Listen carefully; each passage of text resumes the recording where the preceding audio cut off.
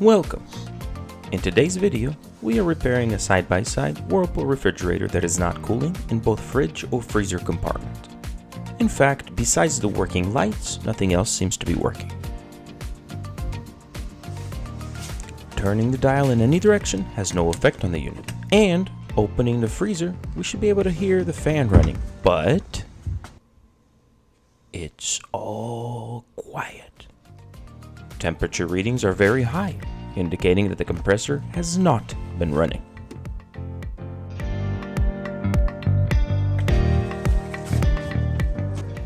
Looking at the back of the unit, the compressor is cold to the touch. And one very important detail, condenser fan is not running. Condenser fan should be running at all times, unless the unit is in defrost mode.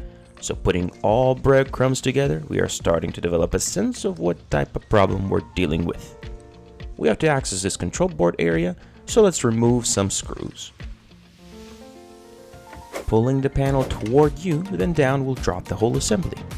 Now, our main focus here will be to test two components that could cause this exact issue we are dealing with: the temperature controller and the adaptive defrost control board, also known as the ADC. The ADC is responsible for placing the unit into a defrost state and then resuming the cooling cycle. The temperature controller turns the compressor on and off to maintain set temperature. Here's a little trick to skip the whole mess of testing things out with a voltmeter. Place the controller into maximum cool setting and try tapping the temperature controller with the back end of a heavier screwdriver to see if the unit comes back to life. If this works, you will hear the freezer fans kick on, the compressor start, and the condenser fan motor turn on as well.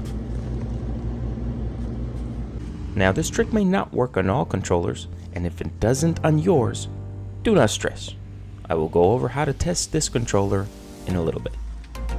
Controller has but only two terminals. One wire supplies 120 volts to the terminal. The other terminal will take that 120 volt and send it out through the second wire towards the compressor area if the controller is saying that the fridge needs to be colder. When the fridge temperature is satisfied, controller will open, causing the circuit to break, which will turn the compressor off.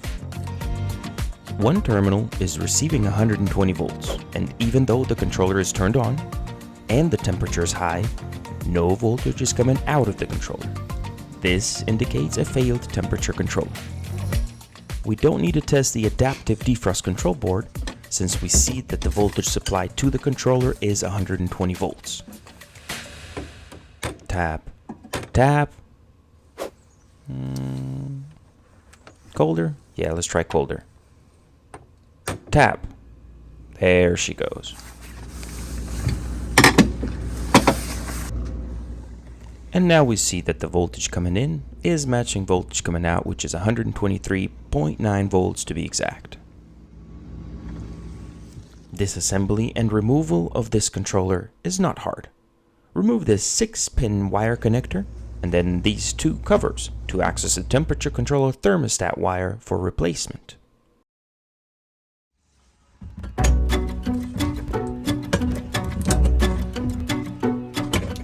If I had to give any advice, it would be this.